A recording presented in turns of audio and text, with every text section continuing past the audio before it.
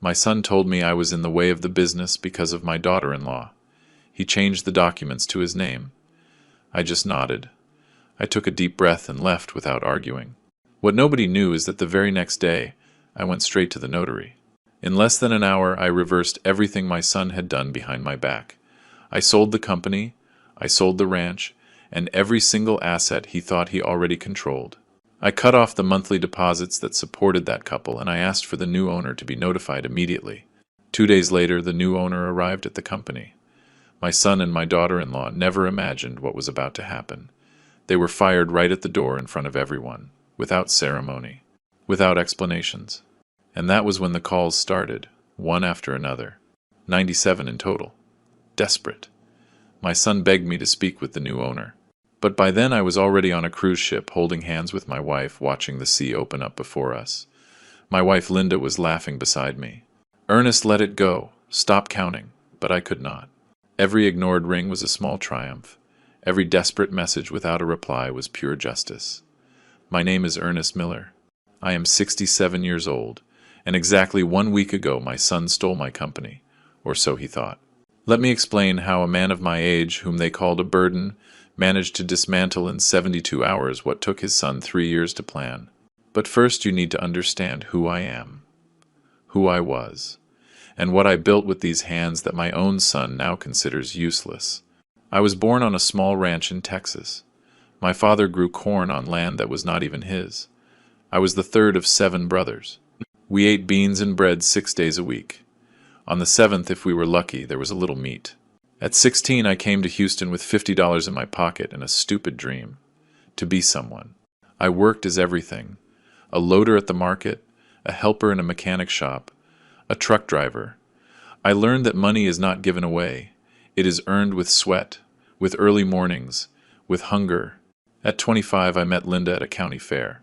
She was selling hot dogs with her mom. I arrived wearing my first suit.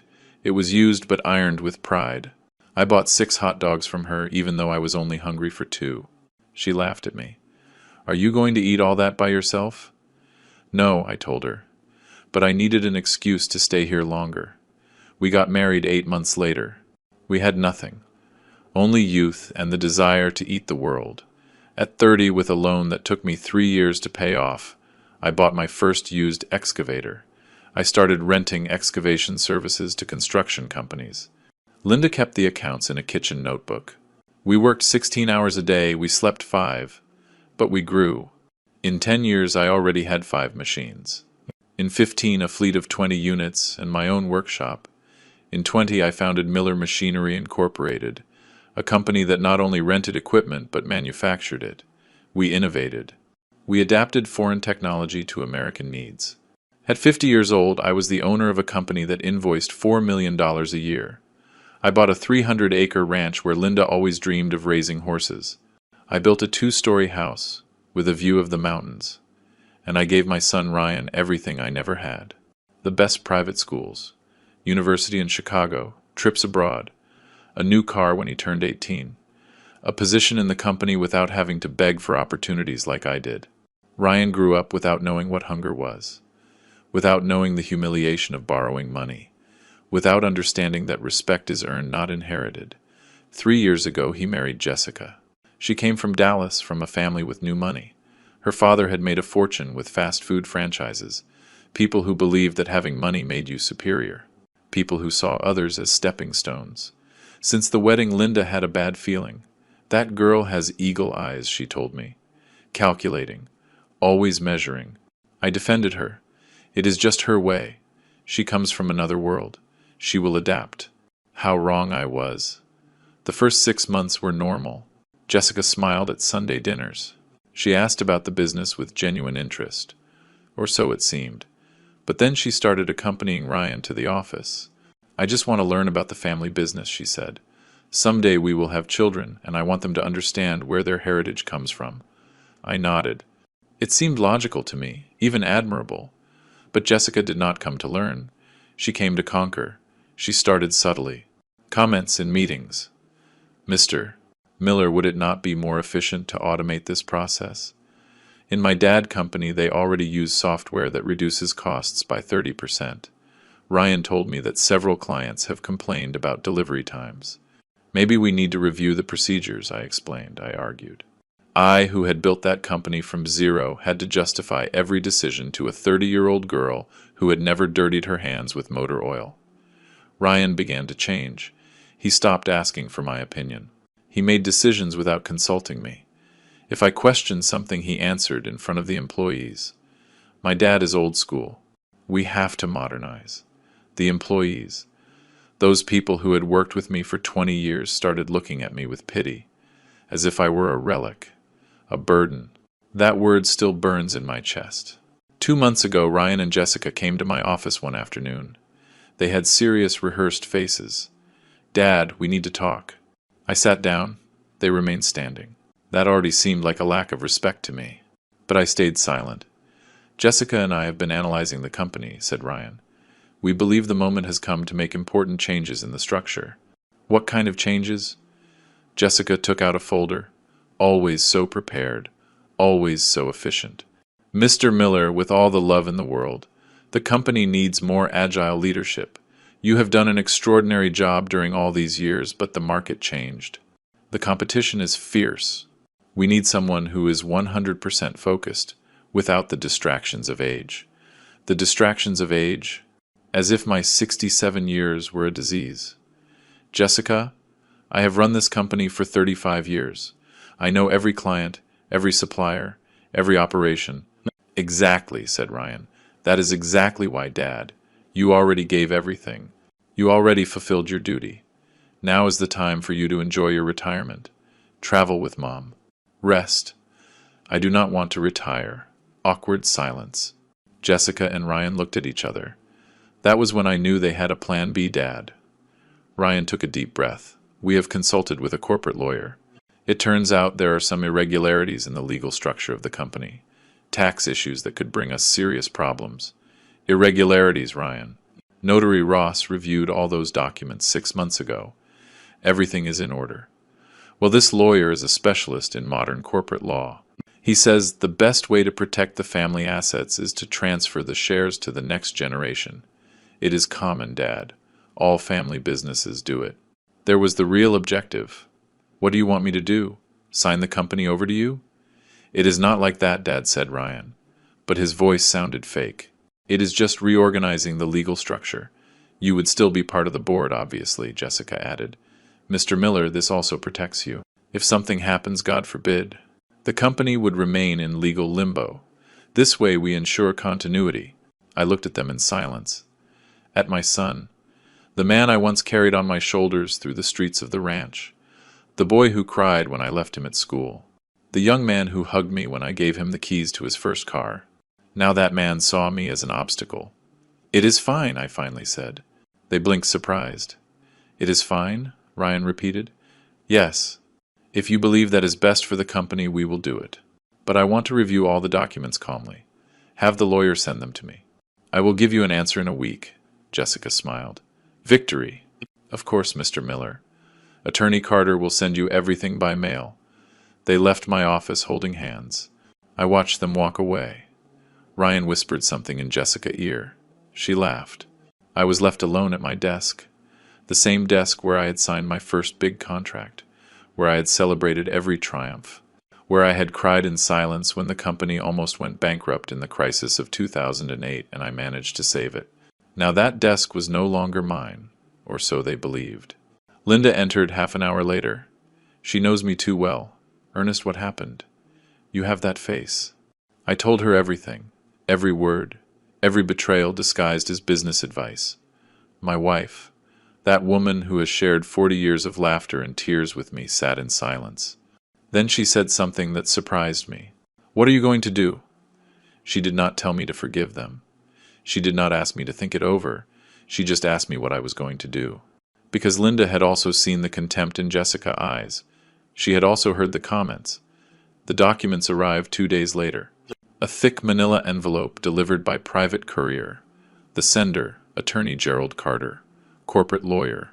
Address in the most elegant area of Houston, of course. I opened it in my office. Linda was with me. I wanted her to see everything. It was 40 pages of legal jargon, fancy words, Tangled clauses, paragraphs designed to confuse. But I was not stupid. I had been signing contracts for 35 years. I knew how to read what really mattered. And what mattered was on page 15.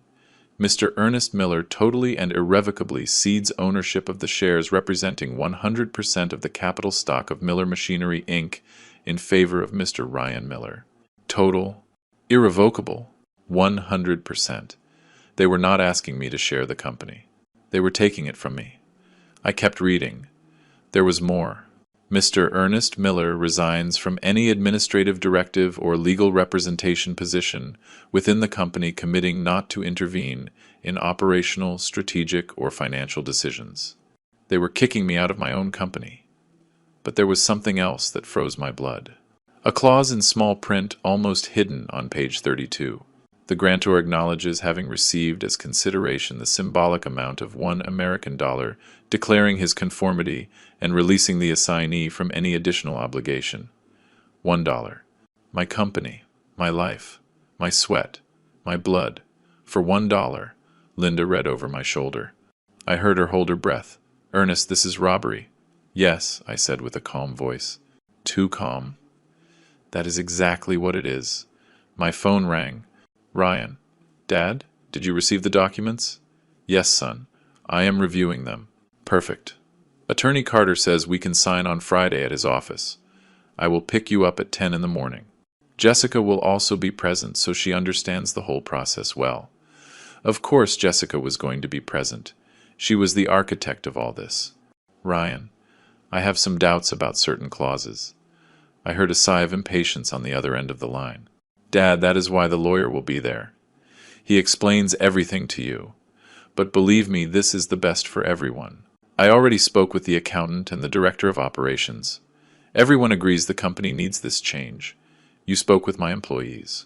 My employees? Without consulting me. It is fine, Ryan. See you on Friday. I hung up before he could keep talking. Linda looked at me with those eyes I knew so well. Worry mixed with fury. What are you going to do, Ernest? I got up from my chair. I took the envelope with the documents. I walked to the window of my office. That window from where I could see the workshop, the machines, the trucks with my last name painted on the sides. I am going to go to that appointment on Friday, I said. Are you going to sign? I turned to her. I am going to sign, but not what they expect. Linda knew me too well. She saw something in my eyes. Something she had not seen in years. Determination, coldness, strategy. What do you plan? I am going to need you to trust me, my love, and accompany me in something that might seem crazy. She got up. She walked towards me. She took my hands. I have spent 40 years trusting you, Ernest Miller. I am not going to stop now. That night I did not sleep. I stayed in the home study with a cup of coffee that got cold without me tasting it. On my computer, I opened all the company files. Contracts, property titles, financial statements, bank accounts. I reviewed every document with the patience of a surgeon. I looked for every legal detail, every clause, every vulnerable point, and I found it. At 6 in the morning on Wednesday, I left the house without waking Linda. I left a note in the kitchen. I will be back late. Do not worry. Everything is going to be fine. I drove to downtown Houston. I did not go to my office. I went straight to the office of Mr. Harvey Ross. Harvey was the notary who had handled all my legal affairs since I founded the company. A man of 73 years, one of the few left. A man of his word, of honor, the kind that when they say, "Count on me, you can bet your life." His secretary was surprised to see me without an appointment. Mr. Miller, the attorney, is in. Tell him it is urgent. Please. 5 minutes later, I was in his office. Harvey received me with concern on his face. Ernest, what happened? You look terrible. Harvey, I need you to tell me the absolute truth. Do my company documents have any legal irregularity? He frowned. Irregularity? What are you talking about? We reviewed everything 6 months ago. Your company is legally solid. Why do you ask? I handed him the envelope with the documents Ryan had sent me. Harvey read in silence. His expression changed as he advanced through the pages, from confusion to disbelief. From disbelief to indignation. This is fraud, he finally said. His voice trembled with rage. "Ernest, this is dispossession disguised as corporate reorganization. Did Ryan send you this? Ryan and his wife? And Attorney Carter? I know that guy. He is a shark. He specializes in this type of operation. He helps children strip their parents of their companies. Everything perfectly legal on paper, but morally repugnant." "Is it legal?" Harvey sighed. "If you sign these documents in front of this notary they chose, yes, it would be completely legal. You would lose everything. The company, your position, your right to speak. And that symbolic dollar as payment is an insult. But technically it fulfills the requirement of consideration." I sat in the chair in front of his desk. The weight of the betrayal fell on me like a ton of concrete. "Harvey, what options do I have?" He took off his glasses. He cleaned them with a handkerchief. He took his time to answer. "Legally, as long as you do not sign, the company is still yours.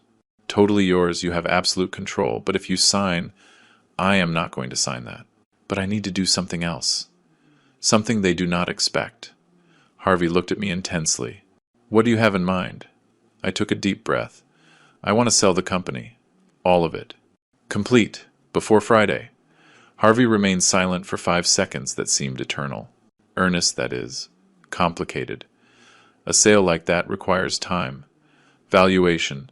Searching for buyers. Negotiations. That is why I came to you. I know you have contacts. For years you have handled sales of big companies. You know investors, corporate groups, people who have been interested in my company." It was true. During the last decade, at least 3 business groups had offered to buy Miller Machinery. I always rejected the offers. My company was not for sale, it was for my son. But my son no longer existed for me. "Ernest," said Harvey with a soft voice, "are you sure? It is your life, your legacy. My legacy was going to be for Ryan, but he decided to steal it. Now my legacy will be the most expensive lesson of his life." Harvey nodded slowly. "All right. There is a business group from Chicago, Northern Industrial Group. 2 years ago they asked me if you would be willing to sell. I told them no, but that if you ever changed your mind they would be the first to know. Call them. Ernest, they will want to do due diligence. Check the books. Negotiate terms. Tell them I am willing to sell at fair market price. No haggling, no delays. That I have all the documentation ready. That they can send their auditors today. But I need to close the deal before Friday." Harvey looked at me as if he were seeing another person. "This is extreme. They tried to be extreme with me." "I am just returning the favor." Harvey picked up his phone. "Give me 2 hours." I left his office at 9 in the morning. The Texas sun was strong. The city was waking up with its usual chaos. Trucks, vendors, the smell of coffee and gasoline. Everything seemed different to me, as if I were seeing my city for the last time with the eyes of the man I was.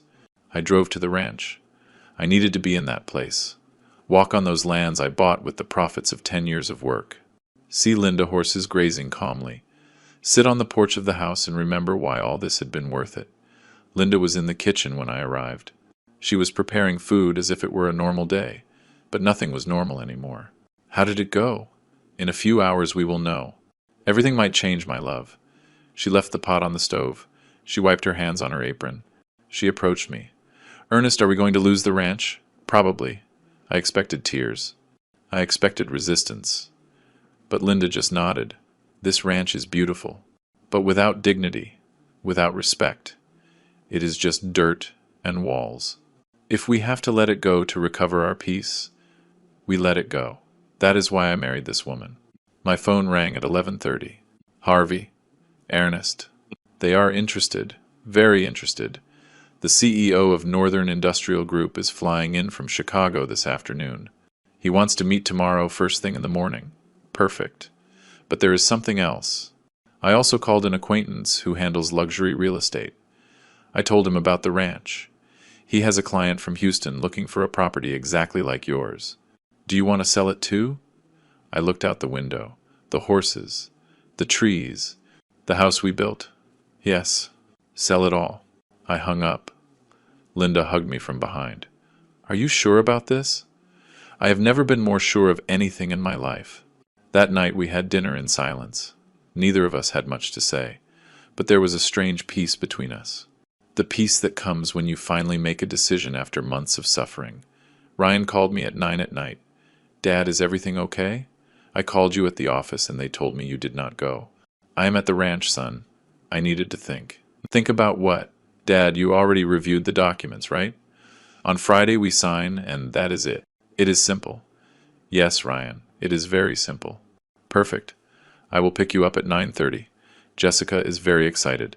She says this is going to take the company to the next level.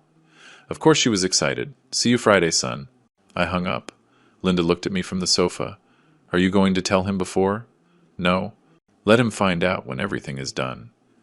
Thursday dawned cloudy. A bad omen, my mother would say. But I do not believe in omens. I believe in actions and consequences. At 8 in the morning I was at Harvey office. With me were 3 men in suits.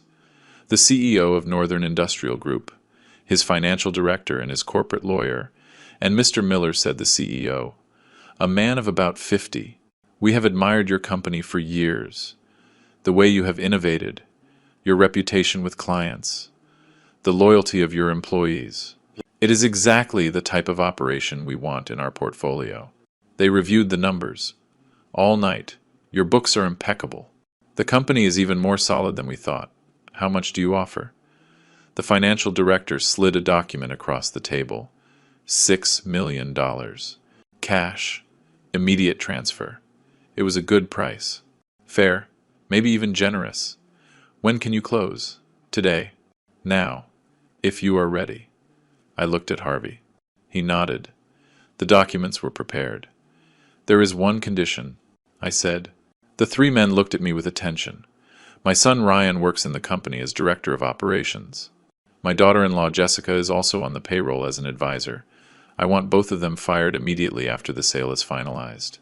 The CEO did not blink. Personal reasons? Completely personal. Understood. It is part of the deal. We signed for 2 hours, every page, every clause, Harvey explained. I signed. The lawyers certified. At 11 in the morning on Thursday, Miller Machinery, Inc. was no longer mine. $6 million appeared in my bank account. An amount I never imagined having altogether. An amount that represented 35 years of my life. But I did not feel joy. I only felt emptiness. Mr. Miller, said the CEO. We will take control of the facilities tomorrow first thing in the morning. Our team will arrive at 8. Do you want to be present? No. Send your people. I have nothing left to do there. We left the office. Linda was waiting for me in the car. She saw my face and knew. Done? Done. She took my hand. And the ranch? The buyer comes tomorrow at 2 in the afternoon. He offered $1.5 million.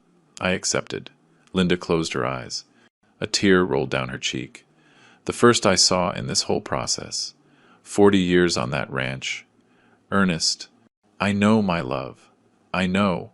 But there was no turning back. That afternoon I did something else. Something I knew would hurt. I entered the banking system. Ryan and Jessica had corporate cards from the company. I deposited $2,500 monthly to each of them besides their salaries. Money for expenses, for trips, for their whims. I canceled the cards. I closed the accounts. I stopped the automatic deposits. I also spoke with my accountant. Joe, I need you to stop all payments to Ryan Miller and Jessica Miller. No explanations. Just stop them. Joe, who had been handling my company finances for 20 years, hesitated. Mr. Miller, did something happen? It happened that I no longer work here. The company was sold, and they are going to find out very soon. My God, do not worry about your job, Joe. The new owners will want to keep the team, but Ryan and Jessica, they are leaving. I hung up. Linda found me in the home study that night. Ernest, you are very quiet. I am waiting. Waiting for what?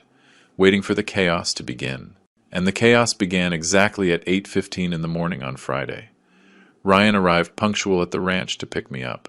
He rang the bell 3 times. I was looking out the window. Linda was packing suitcases in the bedroom. I did not open. Ryan knocked again. Then he called my cell phone. I did not answer. I heard his voice outside. Dad? Are you there? We are going to be late with Attorney Carter. Silence. Ryan waited 10 minutes more. Then he left. At 8:45 I got a text message. Dad? Where are you? We are waiting for you at the notary. I did not reply. At 9:30. Another call. I did not answer. At 10 in the morning, the CEO of Northern Industrial Group arrived at the Miller Machinery offices with his full team. I was not there. But Joe told me everything afterwards. Ryan was in his office when they entered. The new owner introduced himself. He extended his hand. Good morning, I am Robert Ellison, new owner of this company. Starting today, I assume total control of operations. Ryan went white. What? What are you talking about? My father is the owner. Your father sold the company yesterday. The transaction is complete and certified. Here are the documents. Ryan took the papers with trembling hands. He read. He could not believe it. This is a mistake. My father was going to transfer the company to me today. We have an appointment. I am sorry, Mr. Miller, but I must inform you that your services are no longer required in this company. Same goes for Mrs. Jessica Miller. You are both fired effective immediately. Jessica, who had heard everything from her adjoining office, ran in. Fired? You cannot do that. This is a family business. It was a family business, corrected Ellison with a serene voice. Now, it is property of Northern Industrial Group, and you two are not part of our plans. Ryan took out his phone. He dialed me. I did not answer. Jessica also dialed. I did not answer either. Joe told me that Ryan started shouting, that Jessica cried, that they threatened with lawsuits, that they called Attorney Carter, who could do absolutely nothing because the sale was completely legal. At 11 in the morning, security escorted them out of the building. My son expelled from the company I built, the company he tried to steal from me. The calls began. 1, 2, 5, 10. I was at the ranch packing the last things with Linda, seeing my phone vibrate again and again. Are you not going to answer? She asked. Not yet. At 2 in the afternoon, the buyer of the ranch arrived. A businessman from Houston looking for a quiet place for his family. He liked everything. We signed. $1.5 million transferred. Linda said goodbye to the horses. She stroked their noses one by one. She cried in silence. I loaded the suitcases into the car. At 4 in the afternoon, we left the ranch for the last time. Linda turned to see it disappear in the rearview mirror. I kept my eyes to the front. Where are we going, Ernest? To the airport. I have a surprise. At the airport, at the counter of a cruise line. I picked up 2 tickets. 15 days through the Caribbean, I told Linda. We leave in 2 hours. She looked at me with eyes full of tears. Ernest, you always wanted to see the Caribbean. I always promised you, and I never had time. Now I have all the time in the world. In the boarding lounge, my phone kept vibrating. Ryan, Jessica, Ryan again. Unknown numbers. Desperate text messages. Dad, answer, please. Mr. Miller, we need to talk urgently. What did you do? Why did you sell everything? Dad, we were fired. We have no job. We have no money. Every message was music to my ears. Linda noticed. Ernest, you are smiling. Yes? Yes, it is the first time I see you smile in months. We boarded the plane. I turned off the phone. When we landed in Miami and got on the cruise, I turned it on again. 97 missed calls. 97 attempts by my son to contact me. 97 times I decided that my dignity was worth more than his regret. Now I am here on the deck of this ship telling you this story. Linda is sleeping in the suite. Outside, the sea is infinite. The sun is setting. There is music in the distance, and I finally breathe in peace. The sea was calm that first night on the cruise. I was not. Linda slept deeply in the king-size bed of our suite, exhausted by the emotional weight of the last days. I was on the private balcony with a glass of whiskey in my hand, watching the lights of the port of Miami disappear in the distance while the ship entered the darkness of the ocean. My phone rested on the table. I had turned it on again out of curiosity. Mistake. 103 missed calls now, 6 more since we boarded. 42 text messages. I decided to read them. I do not know why. Maybe I wanted to confirm I had done the right thing. Maybe a masochistic part of me needed to see how far my son's despair had gone. The first messages were of confusion. Dad, where are you? Attorney Carter says you did not arrive at the appointment. Did something happen? Call me, please. Dad, people arrived at the company saying they bought everything. Is this a joke? Then came the disbelief. I was just fired from my own company. What is happening? Jessica was also fired. Dad, I need you to explain what you did. They kicked us out into the street as if we were criminals. Call me now. After that came the desperation. Dad, I tried to use my corporate card and it is cancelled. The accounts are closed. I have no access to anything. The bank says the monthly deposit was suspended. Why would you do that? I have bills to pay. Jessica is desperate. Please answer. And finally the rage. You sold the company behind my back? You are a selfish old man. That company was mine by right. I worked years there. Everything I have is invested in that company. Jessica says, we are going to sue you. This is not going to stay like this. That last message made me smile bitterly. Jessica, of course she was behind the legal threats. But there were more messages. These surprised me. We went to the ranch. There is a sold sign. Dad, did you also sell the ranch? I cannot believe you sold everything. Where are you and Mom going to live? I called Mom. Her phone is also off. Where are you? Dad, please. I need to talk to you. I made a mistake. I know.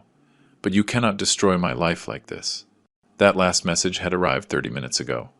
I made a mistake. 4 words that arrived too late. I took a long sip of whiskey. The liquid burned my throat. I liked it. Physical pain was easier to process than emotional pain. Had it been too hard? Too extreme? No. Ryan had not committed a simple mistake. He had not forgotten my birthday or said something hurtful in a moment of anger. He had planned to rob me. He had conspired with his wife. He had consulted lawyers. He had prepared fraudulent documents. He had tried to strip me of everything I built. And he only regretted it now that his plan had failed. I decided not to answer. Not yet. I turned off the phone again. I put it in the sweet safe. I would not turn it on again for days. The next morning dawned spectacular. Linda woke up more relaxed than I had seen her in months. We had breakfast on the sweet balcony. Fresh fruit, eggs, freshly made coffee. The Caribbean sun shone over the turquoise water. Did you sleep well? She asked me while spreading jam on toast. Better than I expected. Did you check the phone? I put it away. I am not going to look at it for days. She nodded. She knew it was best. Ernest, do you think we did the right thing? It was the first time she asked, with doubt in her voice. Linda, they tried to rob us. It was not a family disagreement. It was not a lack of communication. It was a deliberate plan to take everything from us. I know, but he is our son. He was our son. The Ryan I knew would never have done something like that. Linda looked down. A tear fell on her plate. I miss the boy we raised, the boy who hugged us, the young man who asked us for advice. I do too, my love. I do too. We remained in silence for several minutes. Only the sound of the waves and the seagulls filled the space. And now what? She asked finally. Now we live. We enjoy these 15 days. And when we return, we decide what to do with the rest of our lives. And Ryan? Ryan will have to learn to live with the consequences of his decisions, like everyone else. We spent the day exploring the ship. It was huge. 12 floors of luxury, restaurants, theaters, casinos, pools, thousands of people enjoying their vacation without the slightest worry. For the first time in months, I also allowed myself not to worry. That afternoon, while Linda sunbathed by the pool, I sat at a bar overlooking the sea. I ordered another whiskey. The bartender, a Jamaican with an easy smile, noticed something in my expression. First time on a cruise, friend. First time in many years. Maybe 30. Ah, then you have much to celebrate. Retirement? Anniversary? Something like that. Let us say I closed an important chapter of my life. New beginnings are always good. Cheers to that. We clinked glasses. But the peace lasted little. On the 3rd day of the cruise, when we docked in Cozumel, I made the mistake of turning on the phone to take photos of the port. Immediately, notifications began to fall like an avalanche. 204 missed calls. 89 messages. 20 emails. The heart skipped a beat. Had something serious happened? Had someone died? I checked with trembling hands. The messages had escalated to another level. Ryan. Dad, we have gone 3 days without hearing from you.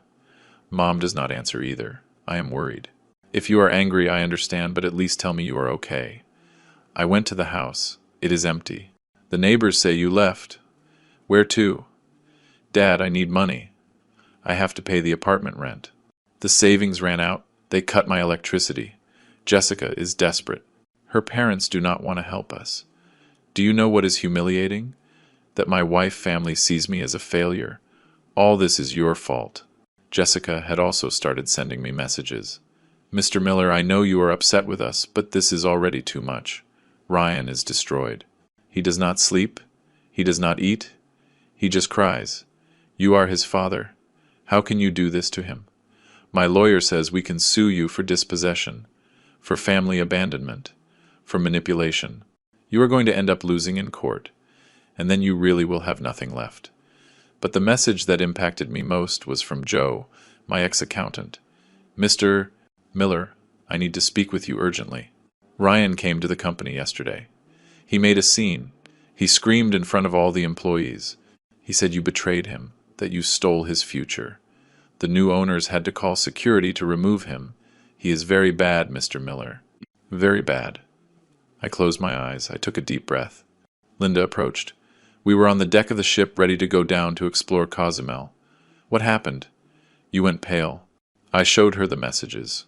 She read them in silence. Her expression changed from worry to sadness, and finally to something I did not expect. Anger. Manipulation, she said with a hard voice. That is what they are doing. Emotional manipulation. Linda. No, Ernest. Listen to me well. Ryan tried to rob you. He called you a burden. He prepared documents to strip you of your company. And now that it went wrong, he comes to play the victim. How can his father do this to him? Seriously? And how could he try to rob you? I had never seen Linda so furious. She was always the voice of conciliation, the one who asked for calm, the one who looked for peaceful solutions. But not anymore. That girl, she continued, referring to Jessica, is poisoning him more. Legal threats. Lawsuits. As if you were the criminal here. Maybe I should call them. Explain to them. Explain what, Ernest? That you tried to defend yourself? That you were not going to allow them to rob you? You do not owe them explanations. They owe you an apology. A real apology. Not this theater of victims. She was right. Linda was completely right. I turned off the phone again. You are right. I am not going to answer. Not yet. We went down to Cozumel. We tried to enjoy the day. We visited Mayan ruins. We ate fresh fish on the beach. We bought crafts. But my mind was still on those messages. On my son, despair. As much as I tried to justify my actions, a part of me felt guilt. Was it right to let Ryan hit rock bottom like this? Was it not my responsibility as a father to help him? Even when he had betrayed me. That night back on the cruise, I could not sleep. I went out to the balcony at 2 a.m. The ocean was dark. The stars shone with an intensity never seen in the city. I thought about my own father. He died when I was 30, a man of the countryside, of calloused hands and few words. He never told me he loved me. He never hugged me. But he taught me something important. Ernest, in this life, nobody is going to give you anything. Everything you want, you have to earn it. With work, with sacrifice. And if someone tries to take what is yours, do not let them. Never let them. Those words had guided me all my life. And now was I letting them? Or was I defending myself? The answer came with clarity. I was defending myself. Ryan had all the opportunities. Education, work, respect, love. But he chose ambition over loyalty. He chose Jessica over his family. He chose money over dignity. Those were his decisions. Not mine. On the 5th day of the cruise, on an island called Grand Cayman, I finally turned on the phone again. 308 missed calls. 122 messages. But this time there was something different. Messages from other people. My sister Rose. Ernest, what is happening? Ryan called me crying. He says you sold everything and abandoned them. Is it true? My cousin Hector. Buddy, I heard about the business. Ryan is going around saying you went crazy. That Linda and you disappeared. Call me. My buddy Julian. Ernest, I need to know your version of the story. Ryan came to my house asking for borrowed money. He says you left him on the street. What really happened? Ryan was moving the family, painting me as the villain, seeking support, seeking money. Typical. I decided to answer only my buddy Julian. He was a fair man, a businessman like me, someone who would understand. I dialed him. He answered on the second ring. Ernest, finally. Buddy, where the hell are you? In the Caribbean. On a cruise with Linda. Silence on the other end. On a cruise. But Ryan said that. Julian, let me tell you what really happened. And I told him everything. From the beginning. The slights, Jessica comments. The plan to steal the company. The fraudulent documents. The transfer for $1. Julian listened in silence. When I finished, I heard a deep sigh. Son of a... Do you believe me? Of course I believe you, buddy. I have known Ryan since he was a kid. He was a good boy. But that Jessica, since he married her, he changed. My wife also noticed. There are women who poison Buddy, and your daughter-in-law is one of those. What exactly did Ryan tell you? That you became paranoid, that you sold the company without warning him, that you left them without work and without money, that Linda and you disappeared and he is worried. He asked me for $50,000 borrowed to pay his debts. And did you lend it to him? No. I told him first I needed to speak with you. That is why I am glad you called. Buddy, what are you going to do? Nothing. Let him learn. He is your son, Ernest. He was my son. The son I raised would not have betrayed me like that. Another silence. I understand your anger, but the boy is desperate. I saw his face when he came. He is destroyed. Good. Let him know how it feels. Ernest. Julian. You have 3 children. Hardworking. Respectful. What would you do if one of them tried to steal your company? He did not answer immediately. Probably the same as you, he admitted finally. But it would hurt me, buddy. It would hurt me a lot. It hurts me. Every day. Every hour. But my dignity is worth more than my pain. I understand you. But be careful, Ernest. A wounded son can do unpredictable things. And that Jessica seems like one of those who do not stay with crossed arms. Let them do what they want. The law is on my side. I sold what was mine. I did not commit any crime. We said goodbye. But his words stayed spinning in my head. A wounded son can do unpredictable things. On the 7th day of the cruise, we were in Jamaica, Montego Bay. Linda and I snorkeled in crystal clear waters. We saw colored fish that seemed painted. We ate jerk chicken in a restaurant with our feet in the sand. For moments I managed to forget everything.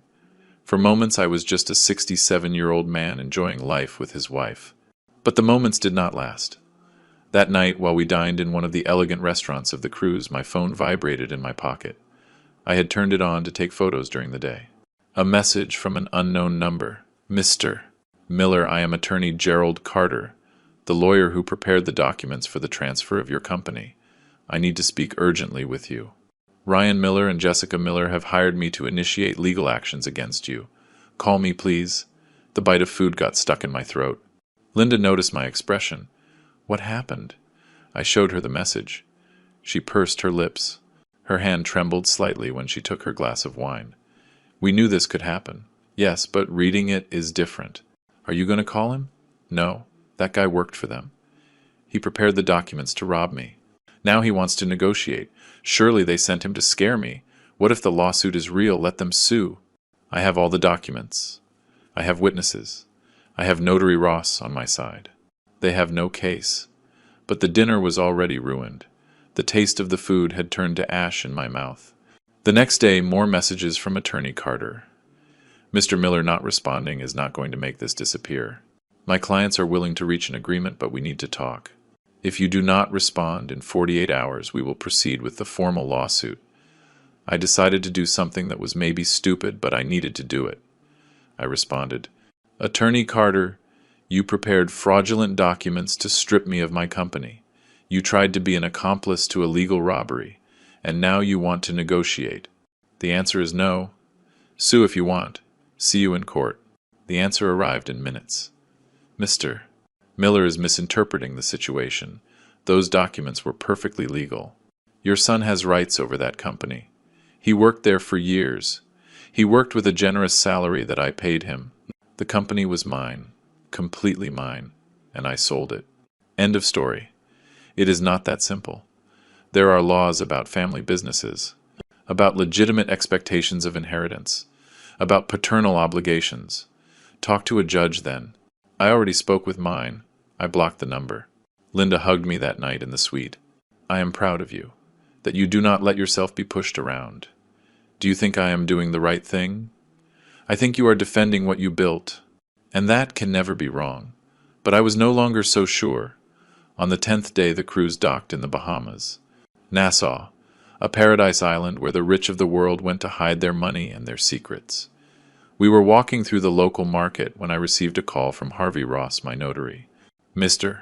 Miller, where are you? In the Bahamas. Why? Ryan and Jessica filed a formal lawsuit, dispossession, moral damage, family abandonment. They are asking for $8 million in compensation. The world stopped for a second. $8 million? That is a ridiculous amount. They are never going to get it. But the lawsuit is real. I need you to return to Texas to prepare the defense. Harvey, I still have 5 days of cruise left. Mr. Miller, this is serious. I know. But I am not going to let them ruin these vacations, too. They already took my company. They already took my ranch. They already took my peace. I am not going to give them these 5 days, Harvey sighed. All right. But when you return, we work immediately. Agreed? Agreed.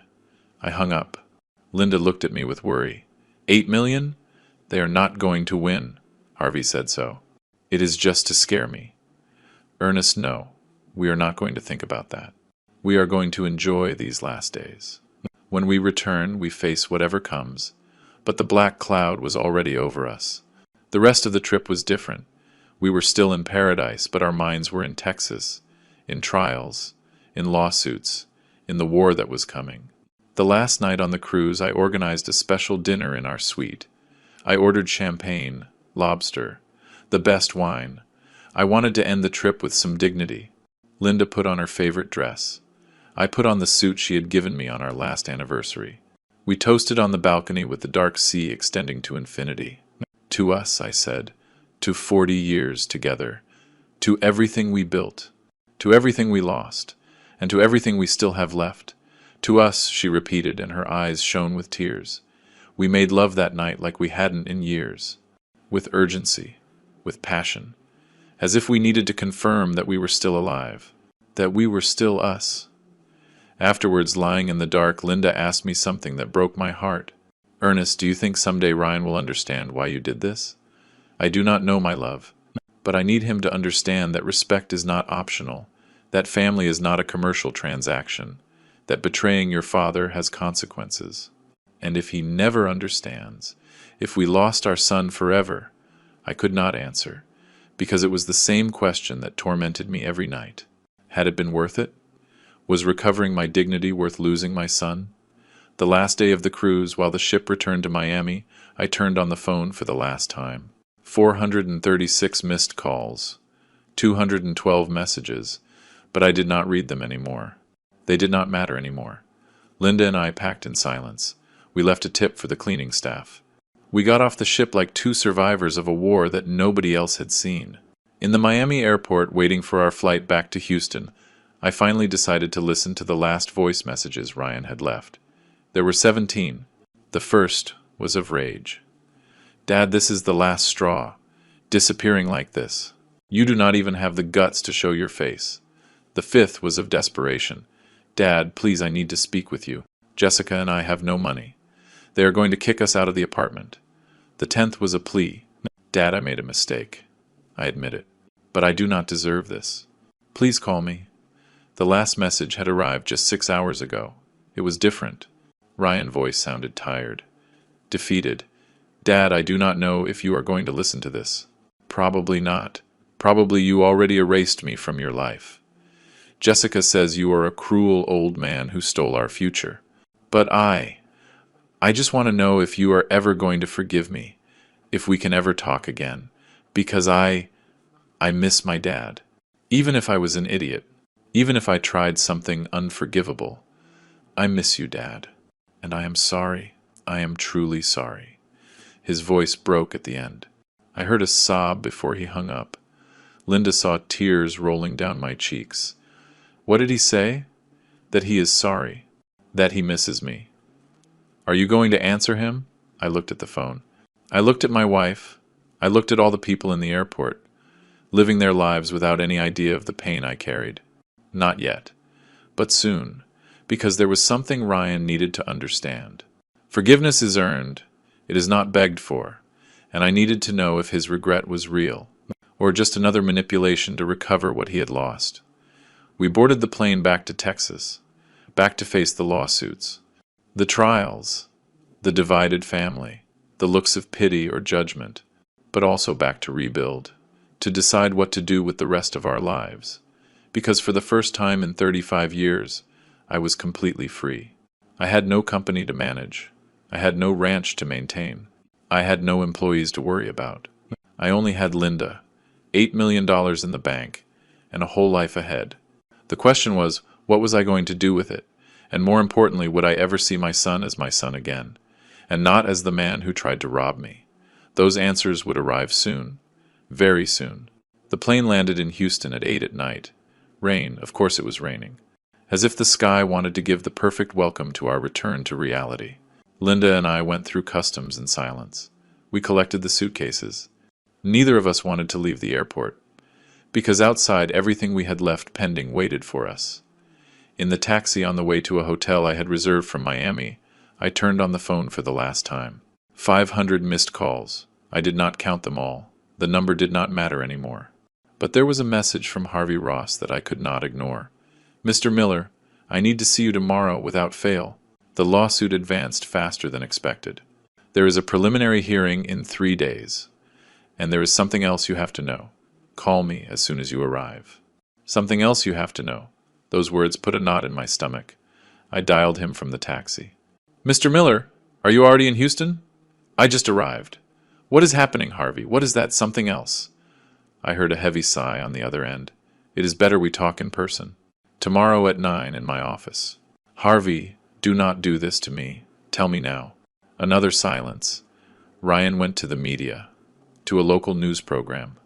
He gave an interview. The world stopped. What? He told his version of the story. He said you stripped him of his heritage, that you sold the family company behind his back, that you left them on the street without explanation, that you disappeared with his mother and nobody knew if you were alive. That son of a... Ernest, control yourself. I know you are furious, but we have to handle this with intelligence. Public opinion can affect the case. When did that interview come out? 4 days ago. It went viral on social media. There are thousands of comments. The majority. The majority is on his side. On Ryan's side, yes. They paint him as the victim, the hard-working son stripped by a selfish father. You do not look good in this, Mr. Miller. I hung up. My hands trembled with rage. Linda looked at me with terror. What happened? Ryan spoke to the media.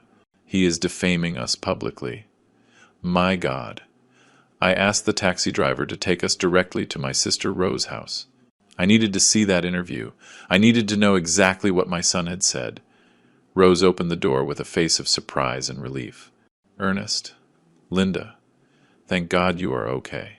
I have been trying to locate you for days. I know, Rose. I am sorry. Did you see Ryan's interview? Her expression changed to discomfort.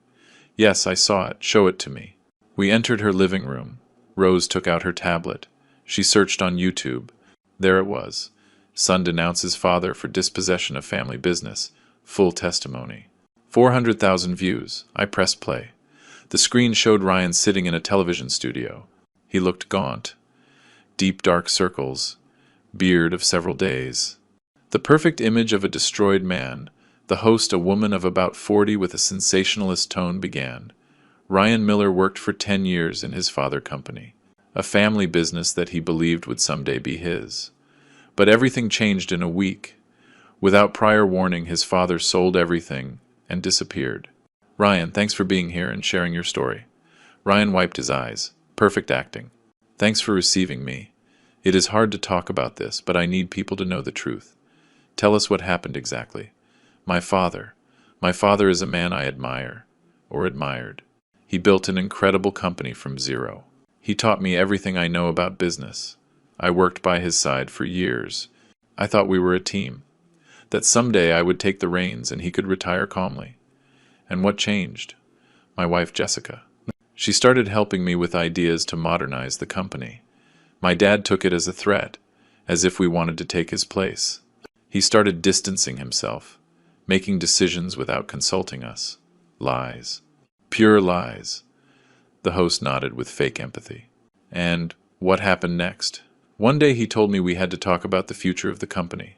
I thought he was finally going to formalize my position as his successor, but it turned out he had already sold everything, behind my back, without telling me anything. I arrived at the office and there were new people. They told me I was fired, that the company no longer belonged to my family. And your father? Disappeared? He and my mom. They turned off their phones. Nobody knew where they were. I thought something bad had happened to them. His voice broke, perfectly timed tears. The host handed him a tissue. Ryan, did your father give you any explanation? None. To this day I do not know why he did this. Why did he punish me like this? I worked hard. I gave everything for that company, and he simply erased me from his life. How are you surviving? With difficulty. My wife and I lost our income from one day to the other. We have debts. The landlord of the apartment where we live is pressuring us. My savings ran out and my dad still does not answer. Have you tried contacting him? Hundreds of times. Calls. Messages. Nothing. It is as if his own son did not exist. The host turned to the camera with a dramatic expression. A heartbreaking story. A father who abandons his son without explanation. Without compassion. We will continue following this case. The video ended. I stood looking at the blank screen. Rage boiled inside me. Linda had her hands over her mouth. Rose looked at us without knowing what to say. Is any of that true, Ernest? My sister finally asked. What do you think, Rose? Do you know me or not? I know you, but Ryan is your son. I do not understand what could have happened for you to reach this point. I told her everything. The complete truth. The fraudulent documents. The plan to strip me. The word burden. The transfer for $1. Rose listened with her eyes opening wider and wider. My God, Ryan tried to rob you? He did not try. He planned it. With lawyers, with documents, with full intention. And Jessica was the brain behind everything, I am sure. Rose shook her head slowly. I never liked that girl. Always so calculating. But Ryan? Ernest? Ryan was a good boy. Was. I do not know who he is now. We stayed at Rose's house that night. We had nowhere else to go. The ranch was sold. The main house, too. I could not sleep. I kept thinking about that interview. About the lies. About the manipulation. At 3 a.m, I made a decision. If Ryan wanted public war, he would have it. At 9 sharp, I was in Harvey's office. Mr. Miller, you look terrible. I did not sleep, Harvey. I want to make a public statement. My version of the facts. It is not a good idea. In legal cases, speaking publicly can. I do not care anymore. My son painted me as a monster. People believe I am a cruel father who abandoned his family. I need them to know the truth. Harvey sighed. All right. But we will do it intelligently. No emotional television interviews. We will make a formal statement. With documents backing your version. Do you have copies of the papers Ryan wanted you to sign? I have everything. Every document. Perfect. Let us prepare a devastating response. We spent all day working. Harvey drafted a 3-page statement. Clear, direct, with verifiable facts. Mr. Ernest Miller responds to the public accusations of his son Ryan Miller, clarifying the real facts. 1. Mr. Ernest Miller founded Miller Machinery, Inc. 35 years ago with his own capital. The company was always his sole property. 2. His son Ryan worked in the company for 10 years with a salary above market value, additional benefits, and the expectation of learning the business. 3.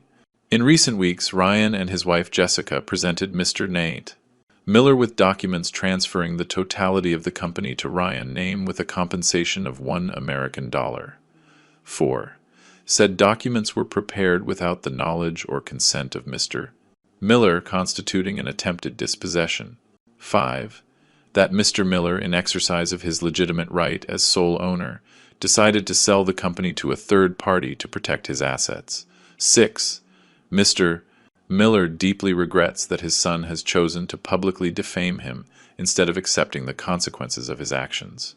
Attached are certified copies of the fraudulent documents prepared by attorney Gerald Carter at the request of Ryan Miller and Jessica Miller. What do you think? Asked Harvey. Perfect. Publish it. The statement came out that afternoon in the main media outlets, with scanned documents, with proof. The reaction was immediate. In a matter of hours, the narrative began to change. Comments on social media were divided. $1 seriously? That is blatant robbery? The son wanted to be too clever and it went wrong? Now I understand why the man sold everything. I would have done the same. But there were also critics. Even if the son made a mistake, was it necessary to destroy him like that? A father does not abandon his son no matter what. There are ways to punish without annihilating. Ryan responded that same night with another video on social media. From his apartment, without professional makeup, more credible. My dad published a statement lying about me. Those documents he shows were prepared by recommendation of a legal advisor who told us it was the best way to protect the family assets against tax changes. It was never our intention to steal it.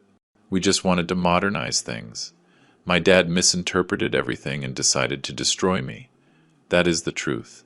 More lies, but effective. The media war was declared. 3 days later came the preliminary hearing. The courthouse was in downtown Houston, an old building with narrow corridors and a smell of humidity. I arrived with Harvey at 8 in the morning. Linda stayed at Rose's house. I did not want to subject her to this. Ryan and Jessica were already there with Attorney Carter. It was the first time I saw my son in person since everything exploded. He looked terrible. He had lost weight. His clothes were too big. He had the look of a defeated man. Jessica, on the other hand, looked furious. She looked at me with pure hate. Ryan saw me. For a second our gazes crossed. I saw pain in his eyes, regret, shame. But he did not approach. Carter took him by the arm and moved him away. The hearing was technical, legal, cold. The judge was a man of about 60. Serious, professional. Carter presented the lawsuit. Dispossession, moral damage, family abandonment. Harvey presented our defense. Legitimate sale, previous attempt of fraud, property right. The judge reviewed the documents. He asked questions. He listened to arguments. After 2 hours, he looked up. I have reviewed the evidence presented by both parties. It is clear there is a complex family conflict. However, from a legal point of view, Mr. Ernest Miller was the only registered owner of the company. He had the legal right to sell it without requiring consent from third parties, included his son. Carter intervened. Your Honor, there is jurisprudence on legitimate expectations in family businesses. Attorney Carter, I am familiar with the jurisprudence, and in this case it does not apply. The son worked as an employee, not as a partner. There is no document establishing a formal promise of inheritance or transfer. Ryan lowered his head. The judge continued, and yet the issue of moral damage and family abandonment is more complex. It requires additional investigation. I will schedule a full hearing in 30 days. Both parties will present witnesses and additional evidence. The gavel fell. We left the court. Harvey was satisfied. This is going well, Mr. Miller. The judge already showed he understands the legal situation. The moral damage part will be harder for them to prove. But I was not thinking about that. I was thinking about Ryan's face, about the pain I saw in his eyes. That night alone in the hotel room, I did something I had not done in weeks. I responded to one of Ryan's messages. See you in 30 days in court. If by then you want to talk as father and son and not as legal enemies, call this number, but only if you are willing to tell the truth, the whole truth. Without Jessica, without lawyers, just you and me. Send. The answer arrived in 5 minutes. Dad, can we meet before, please? Does Jessica know you wrote to me? No. That is how it has to be. When you are ready to talk alone without her, you let me know. She is my wife, and I was your father. But that did not stop you. He did not answer more that night. 2 days later, Ryan called me at 6 in the morning. Dad, can we meet today? Jessica went out of town. She went to Dallas with her mom. Where? In the park where you taught me to ride a bike, remember? Of course I remembered. At 10. I will be there. I arrived 15 minutes early. The park was quiet. Some morning runners. Ladies walking dogs. Children on the swings. I sat on the same bench where 30 years ago I consoled Ryan after he fell off his first bicycle. I cleaned his knees. I told him real men get up. Where was that boy? Ryan arrived punctual. He walked slow, insecure. He sat next to me. Neither spoke for a full minute. Finally he broke the silence. Dad, I do not even know where to start. Start with the truth. Why did you try to rob me? He closed his eyes. It was not my idea. It was Jessica. She convinced her dad to recommend us with Attorney Carter. She said it was normal for parents to pass the business to children ahead of time, that it saved taxes, that you would agree. And you believed her? I wanted to believe her. She is so sure of everything. So smart. She made me feel I was not enough. That without her I was not going to be able to manage the company. Ryan, at any moment did you stop to think you were betraying me? Tears began to roll down his cheeks. Yes, many times. But Jessica said it was not betrayal, that it was evolution, that all successful families do this, that you would understand later. And when you called me a burden, he covered his face with his hands. That was the worst thing I have said in my life. I did not think. Jessica had said it that morning and I just repeated it. Like an idiot. Like a damn idiot. That word destroyed me, Ryan. I know, Dad. I know. And I hate myself for that. I hate myself every day. I kept silence. I let him cry. I lost everything, Dad. The job, the money, the dignity. Jessica does not see me the same anymore. Her family despises me. Our friends disappeared. And you. I do not know if you are ever going to forgive me. Does Jessica know you are here? He shook his head. She forbade me to speak with you without the lawyer. She says anything I tell you can be used against me in the trial. And yet you came. Because you are my dad. And because I think Jessica was wrong. About everything. I looked at my son. At that broken man. That stranger who was once my boy. Ryan, I need to know something. I need to know. Do you regret it because you failed? Or because you understand that what you did was wrong? He looked straight into my eyes. I regret it because I betrayed the man I admire most in the world. Because I was ungrateful. Because I forgot everything you taught me. Dad, I do not expect you to forgive me. I just needed you to know I am sorry. Truly. I nodded slowly. Are you going to withdraw the lawsuit? He hesitated. Jessica says it is our only option to recover something. That was not my question. I do not know what to do, Dad. I have debts. I have no job. Jessica is desperate. I got up from the bench. When you decide what is more important, your wife or your dignity, call me. But until then, see you in court. Dad, wait. I stopped. If I withdraw the lawsuit, will you help me? Not with money. Just, would we talk again? Would we have a relationship? I thought about it for 10 seconds that felt eternal. If you withdraw the lawsuit, if you divorce that woman who poisoned you, if you get an honest job on your own, and if for a year you show me you understood the lesson, then I will consider forgiving you. But it will not be easy, Ryan. And it will not be quick. Divorce? Jessica was the poison. While you stay with her, you will stay sick. Dad, I love her. No. You love what she made you believe you were. But that was a lie. I walked away without looking back. 20 days later, 3 days before the final hearing, I received a message from Ryan. Dad, I withdrew the lawsuit. I asked Jessica for a divorce. I got a job at a hardware store. It is not much, but it is honest. I am not asking you to forgive me now. Just know that I am going to spend this year proving to you that I changed. I love you. Linda read the message over my shoulder. What are you going to do? Wait and see if this time he is telling the truth. 1 year later, Ryan and I had dinner together for the first time. Without lawyers, without Jessica, without grudges. It was not the same as before. It would never be. But it was a beginning, and sometimes a beginning is enough. Now I am 68 years old. Linda and I live in a modest apartment in Chicago. We travel when we want. We help causes that matter to us. Ryan works hard. He earned my respect again, little by little. Did I forgive him completely? No. It still hurts. But I learned that forgiveness is not forgetting. It is deciding that pain is no longer going to control your life. And that decision I make every day.